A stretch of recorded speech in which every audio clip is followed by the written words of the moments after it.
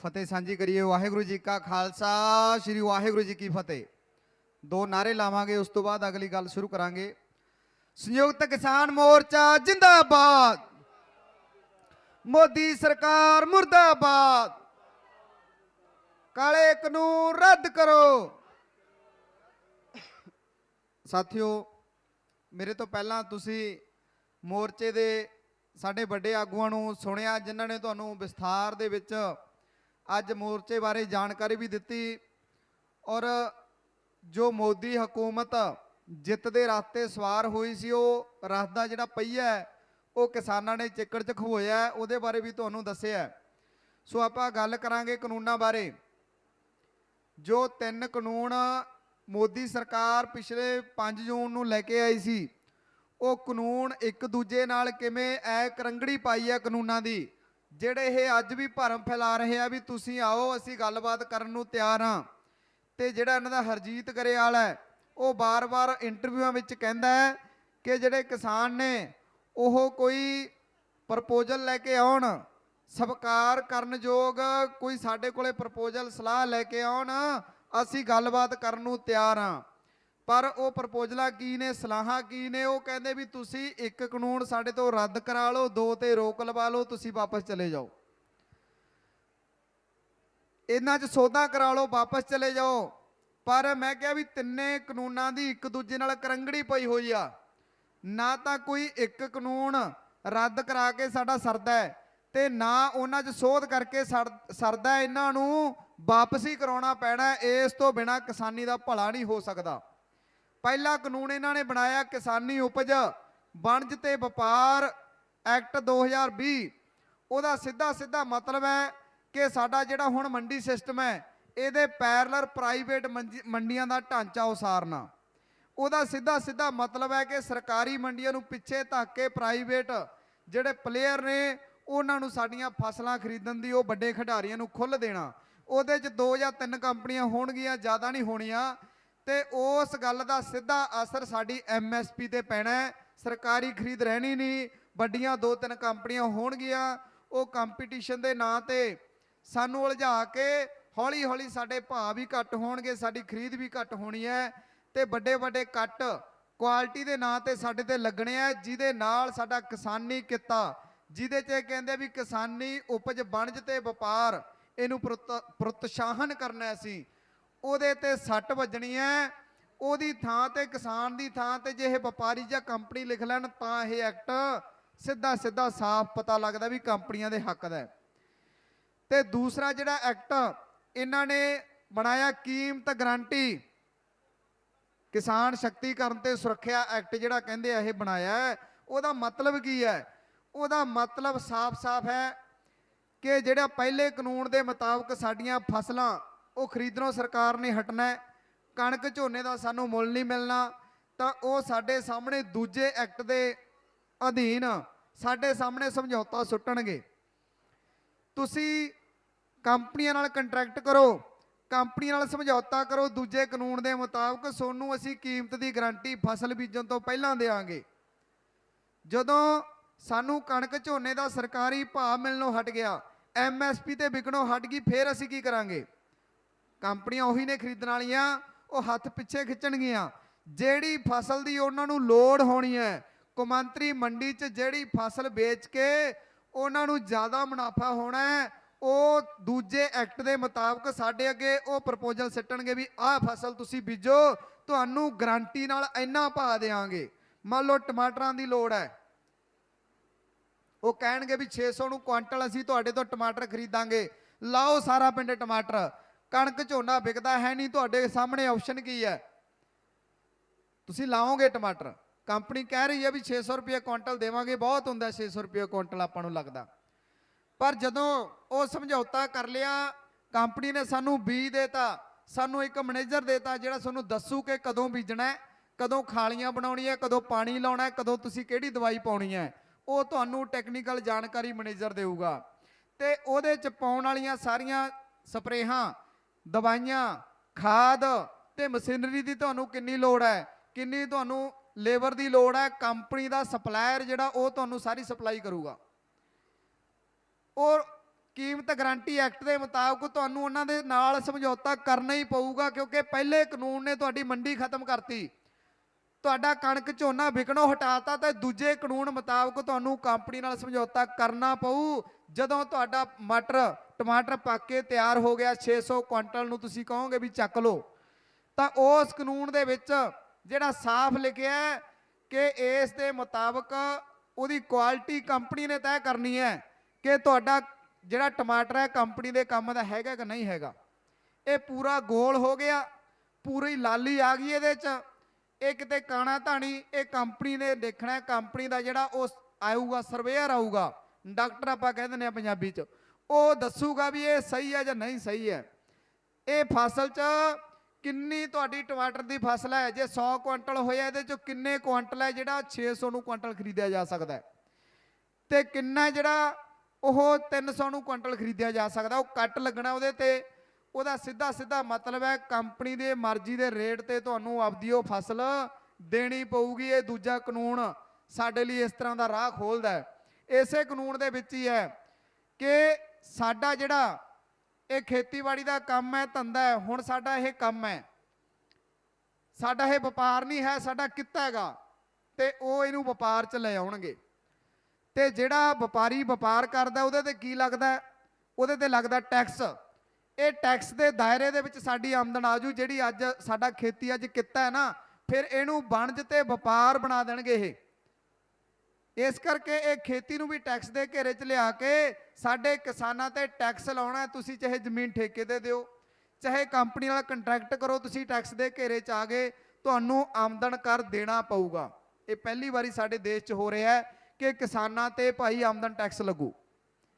ਤੇ ਇਹਦੇ ਵਿੱਚ ਜਦੋਂ ਕੰਪਨੀ ਨੇ ਠੇਕਾ ਕਰ ਲਿਆ ਸਾਡੇ ਕਿਸਾਨਾਂ ਦੇ ਨਾਲ, ਇਹ ਦੂਜੇ ਵਰਗਾਂ ਤੇ ਕਿਵੇਂ ਪ੍ਰਭਾਵ ਪਾਉਂਦੇ ਆ ਕਾਨੂੰਨ, ਇਹ ਸਾਰਿਆਂ ਨੂੰ ਅਸੀਂ ਕਹਿੰਦੇ ਆ ਵੀ ਇਹ ਸੁਹਾਗਾ ਹੈ, ਇਹ ਸਾਰਿਆਂ ਦੇ ਬਰਾਬਰ ਚੱਲਣਾ, ਇਕੱਲੇ ਕਿਸਾਨਾਂ ਤੇ ਨਹੀਂ ਚੱਲਣਾ। ਪਹਿਲੇ ਕਾਨੂੰਨ ਮੁਤਾਬਕ ਕਿਸਾਨਾਂ ਨੂੰ ਆਪਦੀ ਮੁੱਠੀ 'ਚ ਕਰ ਲਿਆ, ਸਾਡੀ ਫਸਲ ਵਿਕਣੋਂ ਹਟਾਤੀ।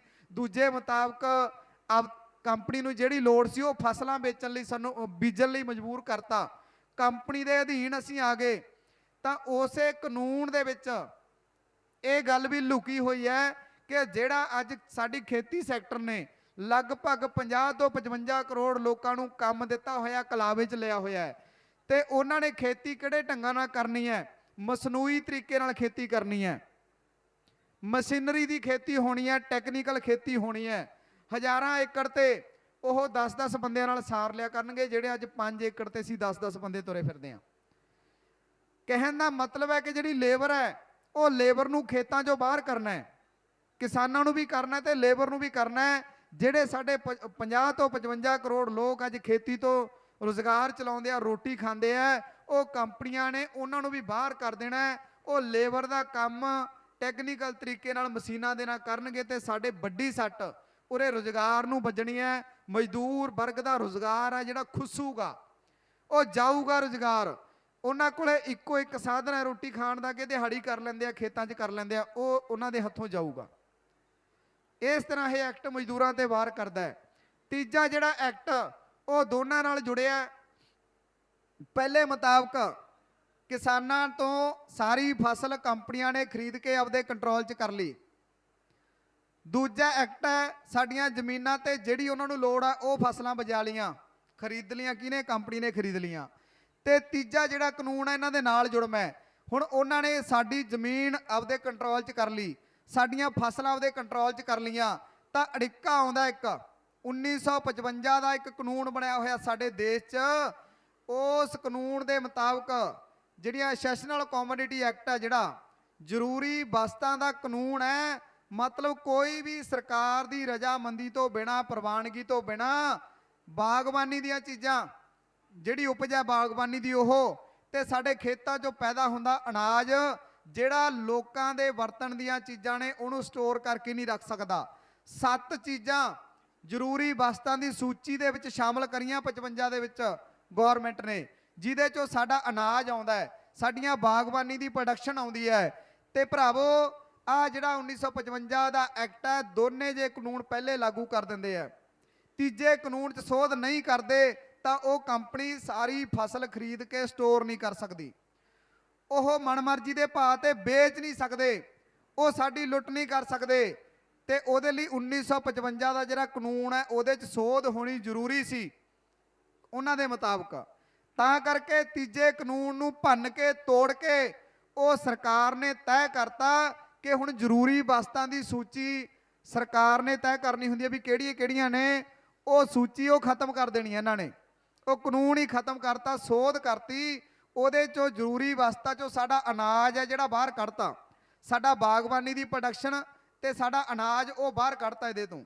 ਉਹਦਾ ਸਿੱਧਾ ਸਿੱਧਾ ਮਤਲਬ ਕੀ ਹੈ, ਹੁਣ 2 ਜਾਂ 3 ਕੰਪਨੀਆਂ ਸਾਡੇ ਸਾਰੇ ਪੰਜਾਬ ਦਾ ਅਨਾਜ, ਹਰਿਆਣੇ ਦਾ ਅਨਾਜ ਖਰੀਦ ਕੇ ਉਹ ਜਿੰਨਾ ਮਰਜ਼ੀ ਭੰਡਾਰ ਕਰ ਸਕਦੇ ਆ, ਸਟੋਰ ਕਰ ਸਕਦੇ ਆ। ਸਰਕਾਰ ਨੇ ਕੁੰਡਾ ਚੱਕਤਾ, ਕੋਈ ਕੁੰਡਾ ਨਹੀਂ ਹੈ। ਪਹਿਲੇ ਦੋਨੇ ਕਾਨੂੰਨਾਂ ਨੂੰ ਉਹਨਾਂ ਨੂੰ ਜਿਵੇਂ ਕਹਿੰਦੇ ਥੰਮੀ ਦਿੱਤੀ ਹੈ, ਤੀਜੇ ਕਾਨੂੰਨ ਨੇ, ਤੀਜੇ ਨੇ ਤਕੜਾ ਕੀਤਾ ਉਹਨੂੰ।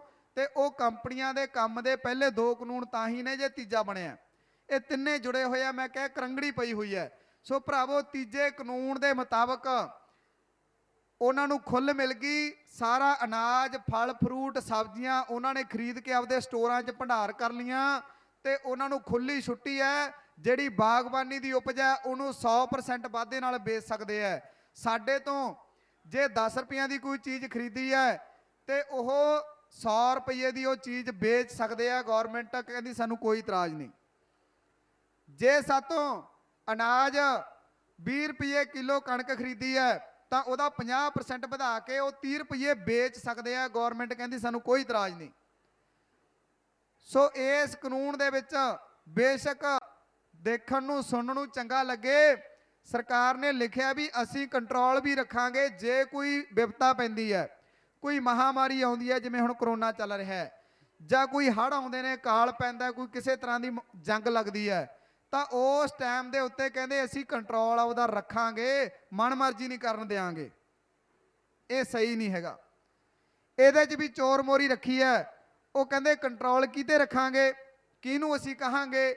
ਉਹ ਕਹਿੰਦੇ ਜਿਹੜੇ ਤਾਂ ਫੂਡ ਸਟੱਫ ਹੈ, ਜਿਹੜਾ ਮੰਨ ਲਓ ਜਿਹਨੇ ਕੋਈ ਸਾਡਾ ਅਨਾਜ ਖਰੀਦ ਕੇ ਪ੍ਰੋਸੈਸ ਕਰਨਾ ਹੈ, ਸਾਡੀ ਕਣਕ ਖਰੀਦ ਕੇ ਬਿਸਕੁਟ ਬਣਾਉਣੇ ਆ, ਆਟਾ ਬਣਾਉਣਾ, ਕੋਈ ਦਲੀਆ ਬਣਾਉਣਾ, ਕੋਈ ਕੰਪਨੀ ਇਸ ਤਰ੍ਹਾਂ ਦੀ ਲਾਉਣੀ ਹੈ, ਉਹ ਕੰਪਨੀ ਦਾ ਇੱਕ ਸਟਾਕ ਹੋਊਗਾ। ਮੰਨ ਲਓ 100 ਕੁਇੰਟਲ ਦਾ, 1000 ਕੁਇੰਟਲ ਉਹ ਕੰਪਨੀ ਰੱਖ ਸਕਦੀ ਹੈ। ਜੇ ਉਹਦੇ ਗੋਦਾਮ 'ਚ ਓਨਾ ਅਨਾਜ ਹੈਗਾ ਫਿਰ ਉਹਨੂੰ ਸਰਕਾਰ ਕੁਛ ਨਹੀਂ ਕਹਿ ਸਕਦੀ। ਜੇ ਉਦੋਂ ਵੱਧ ਹੈ, ਜਿਹੜਾ ਅਨਾਜ ਵੱਧ ਹੈ, ਉਹ ਕਹਿੰਦੇ ਅਸੀਂ ਘੱਟ ਰੇਟ ਤੇ ਵੰਡਾ ਸਕਦੇ ਹਾਂ। ਇਸੇ ਤਰ੍ਹਾਂ ਬਾਗਬਾਨੀ ਵਾਲੀ ਪ੍ਰੋਡਕਸ਼ਨ ਹੈ, ਉਹ ਵੀ ਜੇ ਕਿਸੇ ਕੰਪਨੀ ਨੇ ਕੋਈ ਬਰਾਮਦ ਕਰਦੀ ਆ, ਬਾਹਰ ਭੇਜਦੀ ਹੈ ਕੰਪਨੀ, ਬਾਹਰ ਭੇਜਣ ਦੀ ਉਹਦੀ ਲਿਮਟ ਬਣਾਈ ਹੋਈ ਹੈ ਵੀ ਇੰਨਾ ਭੇਜਣਾ ਹੈ, ਜਿੰਨੀ ਲਿਮਟ ਹੈ ਓਨਾ। ਜੇ ਉਹ ਕੰਪਨੀ ਕੋਲੇ ਸਬਜ਼ੀ ਜਾਂ ਕੋਈ ਹੋਰ ਪਿਆ ਅਨਾਜ ਜਾਂ ਕੋਈ ਕਿਸੇ ਤਰ੍ਹਾਂ ਦਾ ਫਲ ਫਰੂਟ ਪਿਆ, ਤਾਂ ਸਰਕਾਰ ਕਹਿੰਦੀ ਅਸੀਂ ਇਹਨੂੰ ਕਹਿ ਨਹੀਂ ਸਕਦੇ। ਜੇ ਉਹ ਲਿਮਟ ਤੋਂ ਵੱਧ ਹੋਊਗਾ ਫਿਰ ਅਸੀਂ ਕਹਿ ਸਕਦੇ ਹਾਂ। ਤੇ ਉਹ ਕਦੋਂ ਕਹਿ ਸਕਦੇ ਆ, ਕਿੰਨੀ ਲਿਮਟ ਹੈ, ਤੇ ਲਿਮਟ ਦਾ ਮਤਲਬ ਕੀ ਹੈ? ਹੁਣ ਲਿਮਟ ਬਣਾਤੀ ਕਿਸੇ ਦੀ 1000 ਕੁਇੰਟਲ ਦੀ, ਉਹਨੇ 1000 ਕੁਇੰਟਲ ਖਰੀਦ ਲਿਆ ਮਾਰਚ ਦੇ ਵਿੱਚ, ਅਪ੍ਰੈਲ 'ਚ ਸਾਡੀ ਕਣਕ ਆਈ ਹੈ, ਖਰੀਦ ਲਿਆ 1000 ਕੁਇੰਟਲ, ਤੇ ਅਗਸਤ ਦੇ ਵਿੱਚ ਜਾ ਕੇ ਉਰੇ ਸਾਡੇ ਕੋਈ ਗੜਬੜ ਪੈਦਾ ਹੋ ਗਈ, ਮਹਾਮਾਰੀ ਆ ਗਈ, ਹੋਰ ਆ ਗਈ, ਤੇ 1000 ਕੁਇੰਟਲ ਖਰੀਦਿਆ, ਉਹ ਵੇਚਤਾ, ਹੋਰ ਖਰੀਦ ਲਿਆ, ਉਹ ਮੰਨ ਲਓ 3-4 ਹਜ਼ਾਰ ਕੁਇੰਟਲ ਉਦੋਂ ਤੱਕ ਉਹ ਹੇਠ ਉੱਤੇ ਕਰ ਗਿਆ। ਤੇ ਉਦੋਂ ਜਦੋਂ ਛਾਪਾ ਵੱਜਣਾ, ਉਦੋਂ ਜੇ ਉਹਦੇ ਅਗਸਤ ਦੇ ਵਿੱਚ ਜਾ ਕੇ ਵੀ ਜੇ 1000 ਕੁਇੰਟਲ ਗੋਦਾਮ 'ਚ ਪਿਆ ਉਹਦੇ, ਤਾਂ ਸਰਕਾਰ ਕਹਿੰਦੀ ਸਾਨੂੰ ਕੋਈ ਦਿੱਕਤ ਨਹੀਂ, ਚਾਹੇ ਪਹਿਲਾਂ 3000 ਕੁਇੰਟਲ ਵੇਚ ਚੁੱਕਿਆ। ਮਤਲਬ ਗੋਲ ਮੋਲ ਇਹ ਕਾਨੂੰਨ ਨੂੰ ਬਣਾ ਕੇ ਕਾਰਪੋਰੇਟਾਂ ਦੇ ਹੱਥ 'ਚ ਸਾਡੀ ਬਾਗਬਾਨੀ ਉਪਜ, ਸਾਡੀ ਖੇਤਾਂ ਦੀ ਉਪਜ ਸਾਰੀ ਉਹ ਦੇਤੀ। ਤੇ ਇਹਦੇ ਨਾਲ ਕੀ ਹੋਣਾ, ਸਾਡੀਆਂ ਜਿਹੜੀਆਂ ਅਨਾਜ ਦੀਆਂ ਵਸਤਾਂ ਨੇ, ਜ਼ਰੂਰੀ ਚੀਜ਼ਾਂ ਸਾਡੇ ਜਿਉਂਦੇ ਰਹਿਣ ਲਈ, ਜਿਹੜੇ ਅਨਾਜ, ਫਲ, ਸਬਜ਼ੀਆਂ ਜੋ ਵੀ ਜ਼ਰੂਰੀ ਹੈ, ਉਹਦਾ ਸਿੱਧਾ ਕੰਟਰੋਲ ਉਹ ਕੰਪਨੀਆਂ ਕੋਲੇ, ਵਪਾਰੀਆਂ ਕੋਲੇ ਜਾਣਾ, ਮਨਮਰਜ਼ੀ ਦੇ ਰੇਟ ਤੇ ਉਹਨਾਂ ਨੇ ਵੇਚਣਾ। ਇਹਦਾ ਸਿੱਧਾ ਸਾਫ਼ ਮਤਲਬ ਹੈ ਕਿ ਜਿਹੜਾ ਅੱਜ ਮਜ਼ਦੂਰ ਤਬਕਾ, ਦੁਕਾਨਦਾਰ, ਛੋਟੇ ਵਪਾਰੀ, ਜਿਨ੍ਹਾਂ ਦਾ ਕੰਮ ਕਰਨ ਦਾ ਅੱਜ ਵੱਡਾ ਮਕਸਦ ਇਹ ਹੈ ਕਿ ਸਾਡੇ ਬੱਚਿਆਂ ਦਾ ਢਿੱਡ ਭਰਦਾ ਰਹੇ, ਅੱਜ ਮਜ਼ਦੂਰ ਨੇ ਸਾਡੇ, ਉਹਨਾਂ ਦੇ ਹਾਲਾਤ ਇੰਨੇ ਕੁ ਮਾੜੇ ਹੈ, ਉਹ ਜਿੰਨੀ ਕਮਾਈ ਕਰਦੇ ਹੈ ਉਹਦਾ 80% ਤੋਂ ਉੱਪਰ ਹਿੱਸਾ ਅੱਜ ਵੀ ਉਹ ਢਿੱਡ ਭਰਨ ਤੇ ਚਲਾ ਜਾਂਦਾ ਹੈ। ਜੇ ਅਨਾਜ ਕੰਪਨੀਆਂ ਦੇ ਕੰਟਰੋਲ 'ਚ ਚਲਿਆ ਗਿਆ ਤਾਂ ਉਹਨਾਂ ਦਾ ਢਿੱਡ ਨਹੀਂ ਭਰਨਾ। ਜੇ ਜਿਹੜਾ 3 ਟਾਈਮ ਰੋਟੀ ਖਾਂਦਾ, 1 ਟਾਈਮ ਖਾਣ ਜੋਗਾ ਹੀ ਰਹੂਗਾ। ਉਹ ਸਿੱਧਾ ਹਮਲਾ ਸਾਡੇ ਉਹ ਸਾਰੇ ਲਗਭਗ 90 ਕਰੋੜ ਲੋਕਾਂ ਦੇ ਹਮਲਾ, ਜਿਹੜੇ ਆਪਦੀ ਰੋਜ਼ਾਨਾ ਦੀ ਜਿਹਦੀ 1 ਮਹੀਨੇ ਦੀ ਹੁਣ ਜਿਹੜੀ ਖਰਚ ਹੈਗਾ 1 ਮਹੀਨੇ ਦਾ ਖਰਚ 1200 ਰੁਪਇਆ ਬੰਦਾ ਕਰਦਾ ਆਪਦੀ ਰੋਟੀ ਤੇ। ਔਸਤਨ ਜਿਹੜੇ 90 ਕਰੋੜ ਲੋਕ ਨੇ ਉਹਨਾਂ ਦੀ ਔਸਤ ਹੈ ਜਿਹੜੀ ਹਰੇਕ ਬੰਦਾ 1200 ਰੁਪਇਆ ਆਪਦੀ ਰੋਟੀ ਤੇ ਖਰਚ ਕਰਦਾ 1 ਮਹੀਨੇ ਦਾ। ਫਿਰ ਇਹਦੇ 'ਚ ਕਿੰਨਾ ਵਾਧਾ ਹੋ ਜਾਣਾ? ਇਹ ਕਹਿੰਦੇ 2900 ਹੋ ਜਾਣਾ। ਫਿਰ ਇੱਕ ਬੰਦੇ ਦਾ 1 ਮਹੀਨੇ ਦਾ ਖਰਚਾ 2900 ਦੇ ਲਗਭਗ ਹੋ ਜਾਣਾ ਹੈ। ਤੇ ਫਿਰ ਉਹ ਗਰੀਬ ਰੋਟੀ ਕਿੱਥੋਂ ਖਾ ਲੂਗਾ ਜਿਹੜਾ ਦਿਹਾੜੀ ਕਰਦਾ, ਜਿਹਦੀ ਮੰਨ ਲਓ ਮਹੀਨੇ ਦੀ ਇਨਕਮ 5000 ਤੋਂ ਨਹੀਂ ਟੱਪਦੀ, ਲੰਘੇ ਡੰਗ ਦਿਹਾੜੀ ਲੱਗਦੀ ਹੈ, ਛੋਟਾ ਦੁਕਾਨਦਾਰ ਹੈ, ਛੋਟਾ ਮੁਲਾਜ਼ਮ ਹੈ ਜਿਹੜਾ 8000 ਤਨਖਾਹ ਹੈ। ਸੋ ਇਹ ਸਾਰੇ ਕਾਨੂੰਨ ਤਿੰਨੇ ਆਪਣੇ ਲੋਕਾਂ ਨੂੰ, ਗਰੀਬ ਲੋਕਾਂ ਨੂੰ, ਕਿਸਾਨਾਂ ਨੂੰ, ਮਜ਼ਦੂਰਾਂ ਨੂੰ ਇਹ ਹਨੇਰੀ ਖਾਈ 'ਚ ਧੱਕਦੇ ਹੈ, ਭੁੱਖੇ ਮਰਨ ਲਈ ਮਜਬੂਰ ਕਰਦੇ ਹੈ। ਇਸੇ ਕਰਕੇ ਪੂਰੇ ਦੇਸ਼ ਦੇ ਵਿੱਚ ਅੱਜ ਲੋਕ ਸਾਡੇ ਸੰਯੁਕਤ ਕਿਸਾਨ ਮੋਰਚੇ ਦੀ ਅਗਵਾਈ ਹੇਠ ਸੜਕਾਂ ਤੇ ਆ ਕੇ ਸੰਘਰਸ਼ ਕਰ ਰਹੇ ਆ, ਕਿਉਂਕਿ ਲੋਕਾਂ ਨੂੰ ਇਹਨਾਂ ਗੱਲਾਂ ਦੀ ਸਮਝ ਲੱਗ ਚੁੱਕੀ ਹੈ ਤੇ ਸਾਡੇ ਕਿਸਾਨ ਆਗੂ ਸਮਝਾਉਣ 'ਚ ਕਾਮਯਾਬ ਹੋਏ ਹੈ, ਜਿਹਦਾ ਨਤੀਜਾ ਸਾਡੇ ਸਾਹਮਣੇ ਆ ਕਿ ਕੱਲ ਬੰਗਾਲ ਦੇ ਲੋਕਾਂ ਨੇ ਕਿਸ ਤਰ੍ਹਾਂ ਧੋਬੀ ਪਟਕਾ ਇਹਨਾਂ ਨੂੰ ਮਾਰਿਆ। ਉਹਦਾ ਮਤਲਬ ਆਹੀ ਹੈ ਕਿ ਤਿੰਨੇ ਕਾਨੂੰਨ ਜੁੜਵੇਂ ਇਹ ਸਾਡੇ ਸਮਾਜ ਦੇ ਸਾਰੇ ਵਰਗਾਂ ਨੂੰ ਤੰਗ ਕਰਦੇ ਆ। ਇਸ ਕਰਕੇ ਇਹ ਤਿੰਨੇ ਕਾਨੂੰਨਾਂ ਦਾ ਰੱਦ ਹੋਣਾ ਬਹੁਤ ਜ਼ਰੂਰੀ ਹੈ। ਕੋਈ ਇੱਕ ਕਾਨੂੰਨ ਨੂੰ ਆਪਾਂ ਪਾਸੇ ਰੱਖ ਕੇ ਜੇ ਕਹਿ ਦਈਏ ਵੀ 2 ਕਾਨੂੰਨ ਕੰਮ ਦੇ ਨਹੀਂ, ਨਿਕੰਮੇ ਹੋ ਗਏ, ਐ ਨਹੀਂ ਹੈ, ਜੁੜਵੇਂ ਹੈ। ਇਹ ਤਿੰਨੇ ਕਾਨੂੰਨ ਜਾਂ ਤਾਂ ਰੱਦ ਹੋਣਗੇ ਤੇ ਜਾਂ ਤਿੰਨੇ ਕਾਨੂੰਨ ਰਹਿਣਗੇ, ਇਹ ਤੋਂ ਪੂਰਾ ਕੁਝ ਨਹੀਂ ਹੁੰਦਾ। ਇਸ ਕਰਕੇ ਸਾਨੂੰ ਆਪਦੀ ਲੜਾਈ ਆਖਰੀ ਦਮ ਤੱਕ, ਆਖਰੀ ਸਾਹ ਤੱਕ ਇਸੇ ਗੱਲ ਲਈ ਲੜਨੀ ਚਾਹੀਦੀ ਹੈ ਕਿ ਤਿੰਨੇ ਕਾਨੂੰਨ ਰੱਦ, ਰੱਦ ਤੇ ਰੱਦ। ਸੋ ਭਰਾਵੋ, ਉਹਦੇ ਲਈ ਅਪੀਲ ਕਰਦੇ ਹਾਂ ਕਿ ਜਿਹੜੇ ਸਾਡੇ ਹਜੇ ਵੀ ਕਿਸਾਨ ਭਰਾ ਇਹ ਸਮਝਦੇ ਆ ਕਿ ਯਾਰ ਹੁਣ ਤਾਂ ਚੱਲੀ ਜਾਂਦਾ ਕੰਮ, ਪਿੰਡੋਂ 5-4 ਚੱਲਿਆ ਕਰੀਏ। ਭਰਾਵੋ, ਇਹ ਜੰਗ ਲੰਬੀ ਹੋ ਗਈ, ਹੁਣ ਇਹ ਜੰਗ ਸਿਰੜ ਨਾਲ ਲੜੀ ਜਾਣੀ ਹੈ, ਹੌਸਲੇ ਨਾਲ ਲੜੀ ਜਾਣੀ ਹੈ, ਜਾਬਤੇ ਨਾਲ ਲੜੀ ਜਾਣੀ ਹੈ। ਤੇ ਅੱਜ ਜਿਹੜੇ ਇਸ ਮੋਰਚੇ 'ਚ ਬੈਠੇ ਆ ਉਹ ਸਿਰੜੀ ਯੋਧੇ ਆ, ਜਿਹੜੇ ਇਹ ਗੱਲ ਮੰਨ ਚੁੱਕੇ ਆ ਕਿ ਇਹ ਲੜਾਈ ਲੰਮੀ ਚੱਲਣੀ ਹੈ। ਸਾਡੀ ਟੱਕਰ ਕਿਹਦੇ ਨਾਲ ਹੈ? ਸਾਡੀ ਟੱਕਰ ਉਹ ਫਾਸ਼ੀਵਾਦੀ ਹਕੂਮਤ ਦੇ ਨਾਲ ਹੈ ਜਿਨ੍ਹਾਂ ਨੂੰ ਇੱਥੋਂ ਦੇ ਲੋਕਾਂ ਨਾਲ ਪਿਆਰ ਨਹੀਂ, ਜਿਨ੍ਹਾਂ ਨੂੰ ਇੱਥੇ ਦੇ ਦੇਸ਼ ਵਾਸੀਆਂ ਨਾਲ ਪਿਆਰ ਨਹੀਂ, ਜਿਨ੍ਹਾਂ ਨੂੰ ਆਪਦੇ ਦੇਸ਼ ਨਾਲ ਪਿਆਰ ਨਹੀਂ। ਉਹਨਾਂ ਨੂੰ ਸਿਰਫ ਤੇ ਸਿਰਫ ਇੱਕੋ ਇੱਕ ਉਹਨਾਂ ਦਾ ਮਕਸਦ ਹੈ ਭਾਰਤ ਨੂੰ ਹਿੰਦੂ ਰਾਸ਼ਟਰ ਬਣਾਉਣਾ, ਆਪਦਾ ਹਿੰਦੂ ਰਾਸ਼ਟਰ ਦਾ ਏਜੰਡਾ ਲਾਗੂ ਕਰਨਾ। ਤੇ ਉਹ ਜਿਹੜੇ ਸਾਮਰਾਜੀ ਕਾਰਪੋਰੇਟ ਘਰਾਣੇ ਨੇ ਉਹਨਾਂ ਦੀ ਦਲਾਲੀ ਕਰਨਾ, ਉਹਨਾਂ ਦਾ ਇੱਕੋ ਇੱਕ ਏਜੰਡਾ। ਭਰਾਵੋ, ਇਸ ਕਰਕੇ ਲੜਾਈ ਵੱਡੀ ਹੈ। ਜਿਹੜੇ ਅੱਜ ਯੋਧੇ ਉਰੇ ਬੈਠੇ ਆ, ਸਾਡੇ ਬਜ਼ੁਰਗ ਆ, ਅਸੀਂ ਸਲਾਮ ਕਰਦੇ ਹਾਂ ਉਹਨਾਂ ਦੇ ਹੌਸਲੇ ਨੂੰ। ਬਹੁਤ ਸਾਰੇ ਐਸੇ ਲੋਕ ਹੈ ਸਾਡੇ ਸੰਗਰੂਰ ਜ਼ਿਲ੍ਹੇ ਦੇ ਵੀ ਸਾਡੇ ਨਾਲ ਇੱਕ ਆਏ ਆ ਸਾਥੀ, ਬਜ਼ੁਰਗ ਨੇ, 60-62 ਸਾਲ ਉਹਨਾਂ ਦੀ ਉਮਰ ਹੈ। ਜਿੱਦਣ ਅਸੀਂ ਚੱਲੇ ਪੰਜਾਬ ਦੇ ਵਿੱਚੋਂ 26 ਨਵੰਬਰ ਨੂੰ, ਜਦੋਂ ਪਿੰਡ ਢੱਡਰੀਆਂ ਤੋਂ ਉਹ ਚੱਲੇ, ਉਹ ਮੰਜੀ ਟੇਢੀ ਕਰਕੇ ਆਏ, ਆਪਦੀ ਐਲਾਨ ਕਰਿਆ ਉੱਥੇ ਬਕਾਇਦਾ ਤੁਰਨ ਵੇਲੇ, ਆਹ ਮੰਜੀ ਉਦਾਂ ਹੀ ਡਹੂਗੀ ਜਿੱਦਾਂ ਮੋਰਚਾ ਜਿੱਤ ਕੇ ਆਵਾਂਗੇ, ਨਹੀਂ ਆਉਣਾ ਨਹੀਂ ਵਾਪਸ। ਅੱਜ ਵੀ ਇੱਥੇ ਬੈਠੇ ਆ ਉਹ ਬਲਵਿੰਦਰ ਸਿੰਘ ਜੀ, ਅੱਜ ਵੀ ਇੱਥੇ ਬੈਠੇ ਆ। ਤੇ ਕੱਲ ਉਹਨਾਂ ਦਾ ਹੌਸਲਾ ਦੇਖਣ ਵਾਲਾ ਸੀ। ਕੱਲ ਜਦੋਂ ਮੋਦੀ ਨੂੰ ਧੋਬੀ ਪਟਕਾ ਵੱਜਿਆ ਤਾਂ ਉਹਨਾਂ ਨੂੰ ਬਹੁਤ ਹੌਸਲਾ ਹੋਇਆ। ਪਹਿਲਾਂ ਜਿਹੜੇ ਢੈਂਦੀਆਂ ਕਲਾਂ 'ਚ ਲੋਕ ਗਏ ਹੋਏ ਸੀ, ਕੱਲ ਉਹਨਾਂ ਦੇ ਮਨ ਟਹਿਕਦੇ ਅਸੀਂ ਦੇਖੇ ਆ। ਇੰਨੀ ਖੁਸ਼ੀ ਦੇਖੀ, ਸਾਡੀਆਂ ਵੀ ਅੱਖਾਂ 'ਚ ਪਾਣੀ ਆ ਗਿਆ ਵੀ ਸਾਡੇ ਬਜ਼ੁਰਗ ਇੰਨੇ ਸਿਰੜ ਨਾਲ ਬੈਠੇ ਆ, ਲਗਾਤਾਰ ਜਾਬਤੇ ਨਾਲ ਬੈਠੇ ਆ। ਸਾਡੇ ਨਾਲੋਂ, ਨੌਜਵਾਨਾਂ ਨਾਲੋਂ ਵੱਧ ਹੌਸਲਾ, ਵੱਧ ਦ੍ਰਿੜਤਾ, ਵੱਧ ਲੜਨ ਦੀ ਤਾਕਤ ਆ ਸਾਡੇ ਬਜ਼ੁਰਗਾਂ 'ਚ, ਜਿਹੜੇ ਲਗਾਤਾਰ ਬੈਠੇ ਆ। ਅਸੀਂ ਮੰਨ ਲਓ ਅੱਖਾਂ ਭਰ ਆਈਆਂ ਰਾਤ ਦੇਖ ਕੇ ਵੀ ਉਹਨਾਂ ਦੇ ਚਿਹਰੇ ਖਿੜੇ ਹੋਏ ਸੀਗੇ, ਜਿਹੜੇ ਹੱਸਣਾ ਭੁੱਲ ਗਏ ਸੀ, ਚਿਹਰੇ ਖਿੜੇ ਹੋਏ ਸੀ ਉਹਨਾਂ ਦੇ ਰਾਤ। ਤੇ ਸਾਡੇ ਵੀ ਹੌਸਲੇ ਦੁੱਗਣੇ ਚੌਗਣੇ ਹੋਏ। ਤੇ ਹੁਣ ਬੇਨਤੀ ਆ ਜਿਹੜੇ ਘਰਾਂ 'ਚ ਬੈਠੇ ਆ, ਜਿਹੜੇ ਸਮਝਦੇ ਆ ਕੋਈ ਯਾਰ ਕੋਈ ਗੱਲ ਨਹੀਂ, ਉੱਥੇ ਸਾਡੇ ਬਜ਼ੁਰਗਾਂ ਨੂੰ ਤੋਰਤਾ, ਪਿੰਡੋਂ 5-7 ਬਜ਼ੁਰਗਾਂ ਨੂੰ ਤੋਰਤਾ ਵੀ ਕੋਈ ਗੱਲ ਨਹੀਂ, ਉਹ ਬੈਠੇ ਆ, ਸਾਡਾ ਕੰਮ ਚੱਲੀ ਜਾਂਦਾ, ਅਸੀਂ ਆਪਦੇ ਘਰਾਂ ਦੇ ਕੰਮ ਨਿਬੇੜੀਏ, ਅਸੀਂ ਆਪਦਾ ਬਾਹਰ ਅੰਦਰ ਦਾ ਕੰਮ ਦੇਖੀਏ, ਅਸੀਂ ਆਪਦੇ ਪੈਸੇ ਇਕੱਠੇ ਕਰੀਏ, ਹੋਰ ਮਾਇਆ ਨੂੰ ਜੱਫੇ ਮਾਰਨ ਲੱਗੇ ਆ। ਅੱਧੇ ਭੁਲੇਖੇ 'ਚ ਤੁਰੇ ਫਿਰਦੇ ਆ ਵੀ ਅਸੀਂ ਮਾਇਆ ਇਕੱਠੀ ਕਰ ਲਾਂਗੇ। ਸੋ ਉਹ ਜਿਹੜੇ ਇਹੋ ਜਿਹੇ ਲੋਕ ਆ ਪਿੰਡਾਂ 'ਚ ਬੈਠੇ ਆ, ਸ਼ਰਮ ਨੂੰ ਹੱਥ ਮਾਰਨ। ਉਹ ਮਤ ਸੋਚਣ ਕਿ ਇਕੱਲੇ ਬਜ਼ੁਰਗਾਂ ਦਾ ਕੰਮ ਹੈ, ਜਾਂ ਸਾਡੇ ਵਰਗੇ ਜਿਹੜੇ ਉਸ ਉਰੇ ਨੌਜਵਾਨ ਆ, ਜਿਹੜੇ ਉਰੇ ਲਗਾਤਾਰ ਡਿਊਟੀਆਂ ਰਾਤਾਂ ਨੂੰ ਨਿਭਾ ਰਹੇ ਆ, ਉਰੇ ਲੰਗਰਾਂ ਦੀ ਡਿਊਟੀ ਕਰ ਰਹੇ ਆ ਵੱਡੀ ਗਿਣਤੀ ਨੌਜਵਾਨ, ਕਿ ਉਹਨਾਂ ਦੇ ਹੀ ਕੰਮ ਆ। ਜਿਹੜੇ ਤੁਸੀਂ ਪਿੰਡਾਂ 'ਚ ਬੈਠੇ ਹੋ ਭਰਾਵੋ, ਕੰਮ ਤੁਹਾਡਾ ਵੀ ਓਨਾ ਹੀ ਆ। ਕੋਈ ਸਾਨੂੰ, ਜਿਹੜੇ ਸਾਡੇ ਵਰਗੇ 2-2 4-4 ਖੱਤੇ ਵਾਲੇ ਆ, ਸਾਡੇ 40-40 ਨਹੀਂ ਹੋ ਜਾਣੇ। ਵੈਸੇ ਤਾਂ ਗੁਰੂ ਸਾਹਿਬ ਦਾ ਜਿਹੜਾ ਕਥਨ ਹੈ ਕਿ ਕਰ ਭਲਾ ਹੋ ਭਲਾ, ਸਰਬੱਤ ਦਾ ਭਲਾ, ਸਰਬੱਤ ਦੇ ਭਲੇ ਲਈ ਅਸੀਂ ਲੜਦੇ ਹਾਂ, ਲੜਦੇ ਰਹਾਂਗੇ ਅਖੀਰ ਤੱਕ ਜੋ ਮਰਜ਼ੀ ਹੋ ਜੇ। ਜਦੋਂ ਇਹ ਲੜਾਈ ਜਿੱਤਾਂਗੇ ਭਲਾ ਤੁਹਾਡਾ ਘਰੇ ਬੈਠਿਆਂ ਦਾ ਵੀ ਹੋ ਜਾਣਾ ਹੈ, ਪਰ ਤੁਸੀਂ ਆਪਦੀ ਜ਼ਮੀਰ ਨੂੰ ਹੱਥ ਮਾਰੋ। ਉਹ ਜਿਹੜੀ ਲੜਾਈ ਉਰੋਂ ਆ ਜਿਹੜੇ ਲੋਕ ਬੈਠੇ ਆ ਹੁਣ ਮੋਰਚਿਆਂ 'ਚ ਬੈਠੇ ਆ, ਪਤਾ ਹੁਣ ਕੁਝ ਵੀ ਹੋ ਸਕਦਾ ਹੈ। ਮੋਦੀ ਸਰਕਾਰ ਹਮਲਾ ਕਰ ਸਕਦੀ ਹੈ, ਮੋਰਚੇ ਨੂੰ ਖੰਡਾ ਸਕਦੀ ਹੈ, ਬਿਮਾਰੀ ਦਾ ਬਹਾਨਾ ਲਾ ਕੇ ਕਿਸੇ ਵੀ ਤਰ੍ਹਾਂ ਦੀ ਕਾਰਵਾਈ ਕਰ ਸਕਦੀ ਹੈ।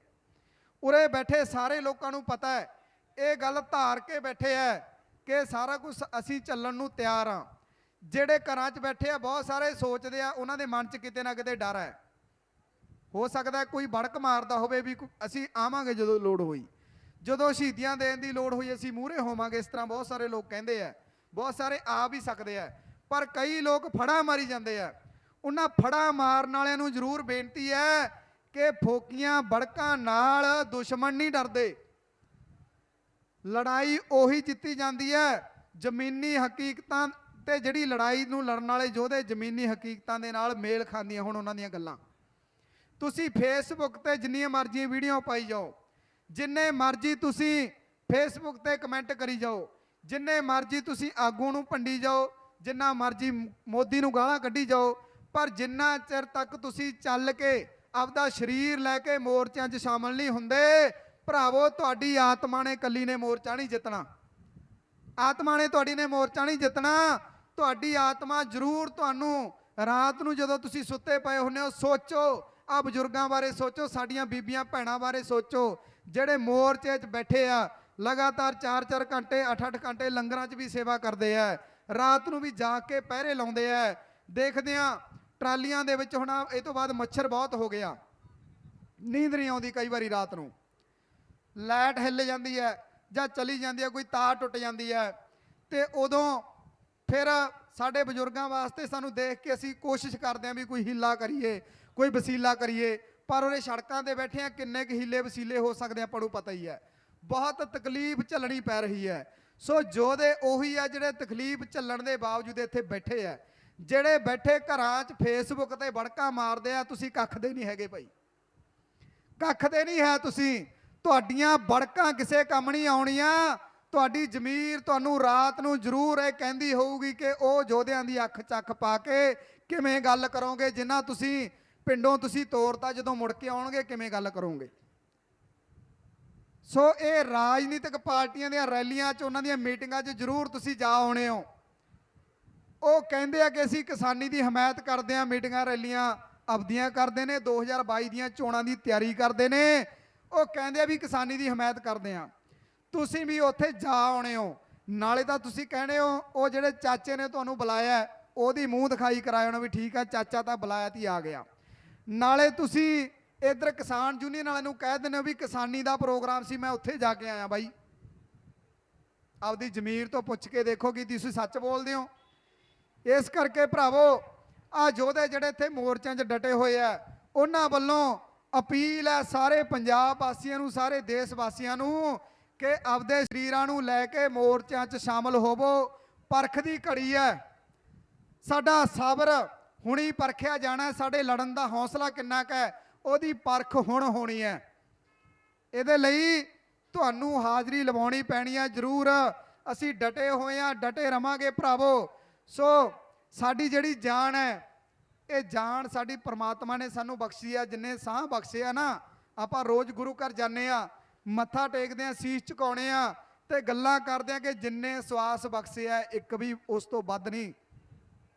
ਨਾਨਕ ਪਾਤਸ਼ਾਹ ਨੂੰ ਕਿਸੇ ਨੇ ਪੁੱਛਿਆ ਕਿ ਸਾਡੇ ਸਵਾਸਾਂ ਦਾ ਕਿੰਨੇ ਕੁ ਲੰਮੇ ਸਾਡੇ ਸਵਾਸ ਹੈ, ਕਿੰਨੇ ਸਾਹ ਅਸੀਂ ਲੈ ਸਕਦੇ ਹਾਂ, ਕਿਸੇ ਬੰਦੇ ਨੇ ਪੁੱਛਿਆ ਤੇ ਮਹਾਰਾਜ ਨੇ ਕਿਹਾ, ਗੁਰੂ ਨਾਨਕ ਪਾਤਸ਼ਾਹ ਨੇ, ਕਿ ਤੂੰ ਘੜੀਆਂ ਦੀ ਪਲਾਂ ਦੀ ਗੱਲ ਕਰਦਾ ਹੈ ਕਿ ਜਿਹੜਾ ਸਾਹ ਤਾਂ ਇੱਕ ਵਾਰੀ ਅੰਦਰ ਲੈ ਲਿਆ ਉਹਦਾ ਭਰੋਸਾ ਨਹੀਂ ਹੈ ਉਹ ਬਾਹਰ ਨਿਕਲੂ ਕਿ ਨਹੀਂ ਨਿਕਲੂ।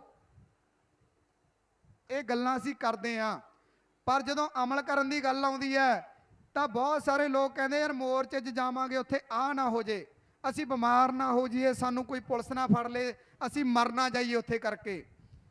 ਤੁਹਾਨੂੰ ਸਟਾਂਪ ਤੇ ਲਿਖ ਕੇ ਕਿਹਨੇ ਦਿੱਤਾ ਵੀ ਤੁਸੀਂ ਘਰੇ ਰਹੋਗੇ ਤਾਂ ਤੁਸੀਂ ਜਿਉਂਦੇ ਰਹੋਗੇ? ਕਿਸੇ ਨੇ ਨਹੀਂ ਦਿੱਤਾ। ਤੁਸੀਂ ਮਰ, ਆਪਾਂ ਨੇ ਕਿਤੇ ਵੀ ਜਾਣਾ ਹੈ, ਕਿਤੇ ਵੀ ਸਾਡੀ ਮੌਤ ਆ ਸਕਦੀ ਹੈ। ਭਾਗਿਆਸ਼ਾਲੀ ਨੇ ਉਹ, ਵਡਭਾਗੇ ਨੇ ਜਿਨ੍ਹਾਂ ਦੀ ਜੰਗ ਦੇ ਮੈਦਾਨ 'ਚ ਮੌਤ ਆਉਂਦੀ ਹੈ, ਸ਼ਹੀਦਾਂ 'ਚ ਉਹਦਾ ਨਾਂ ਗਿਣਿਆ ਜਾਂਦਾ ਹੈ। ਸੋ ਇਸ ਕਰਕੇ ਸਾਨੂੰ ਸਾਡੀ ਇਹ ਜਿੰਦ ਨੂੰ ਲੇਖੇ ਲਾਉਣਾ ਚਾਹੀਦਾ, ਸਾਂਭ ਕੇ ਨਹੀਂ ਰੱਖਣਾ ਚਾਹੀਦਾ। ਭਗਤ ਸਿੰਘ ਨੇ ਲਿਖਿਆ,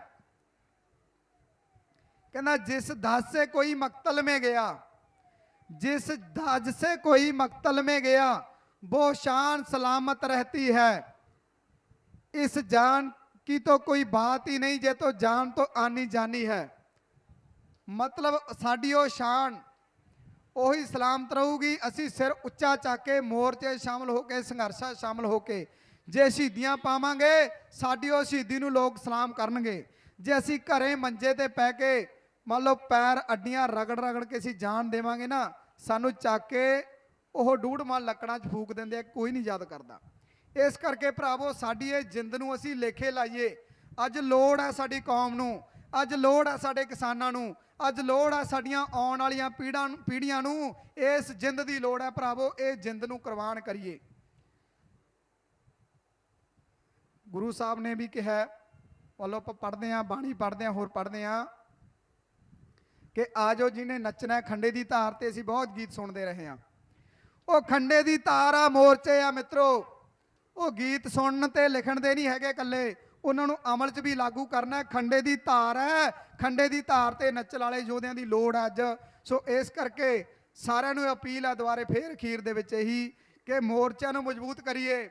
ਕਰੋਨਾ ਦੇ ਨਾਂ ਤੇ ਲਗਾਤਾਰ ਪਾਬੰਦੀਆਂ ਵਧਾ ਰਹੇ ਆ, ਕਿਸੇ ਵੇਲੇ ਵੀ ਇਹ ਸਾਡੇ ਮੋਰਚੇ ਤੇ ਉਹ ਕਿਸੇ ਵੀ ਤਰ੍ਹਾਂ ਦਾ ਖੰਡਿਆਉਣ ਲਈ ਹਮਲਾ ਕਰ ਸਕਦੇ ਆ।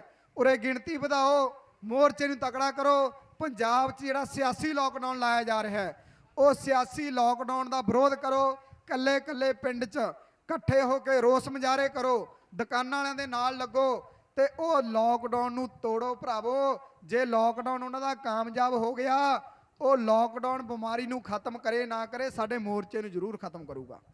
ਇਸ ਕਰਕੇ ਤੁਸੀਂ ਲਾਜ਼ਮੀ ਤੌਰ ਤੇ ਭਰਾਵੋ ਪਿੰਡ ਪੱਧਰ ਤੋਂ ਲੈ ਕੇ ਦਿੱਲੀ ਤੱਕ ਦੇ ਮੋਰਚੇ 'ਚ ਸ਼ਾਮਲ ਹੋਵੋ। ਸੋ ਇੰਨੀਆਂ ਬੇਨਤੀਆਂ ਨਾਲ ਤੁਹਾਡਾ ਸਾਰਿਆਂ ਦਾ ਧੰਨਵਾਦ। ਵਾਹਿਗੁਰੂ ਜੀ ਕਾ ਖਾਲਸਾ, ਵਾਹਿਗੁਰੂ ਜੀ ਕੀ ਫਤਿਹ। ਬਹੁਤ ਬਹੁਤ ਧੰਨਵਾਦ ਹੈ ਜੀ ਨੌਜਵਾਨ ਵੀਰ ਭੁਪਿੰਦਰ ਸਿੰਘ ਜੀ ਲੌਂਗੋਵਾਲ, ਯੂਥ ਵਿੰਗ ਦੇ ਪ੍ਰਧਾਨ ਪੰਜਾਬ ਦੇ ਕਿਰਤੀ ਕਿਸਾਨ ਯੂਨੀਅਨ, ਜਿਨ੍ਹਾਂ ਨੇ ਬਹੁਤ ਚੜ੍ਹਦੀ ਕਲਾ ਵਾਲੇ ਵਿਚਾਰ ਰੱਖੇ ਨੇ। ਹੁਣ ਮੈਂ ਬੇਨਤੀ ਕਰਾਂਗਾ ਸਰਦਾਰ ਬਖਤਾਵਰ ਸਿੰਘ ਜੀ, ਉਹ ਵੀ ਆਪਣੇ ਵਿਚਾਰ ਰੱਖਣ। ਸਰਦਾਰ ਬਖਤਾਵਰ ਸਿੰਘ ਜੀ।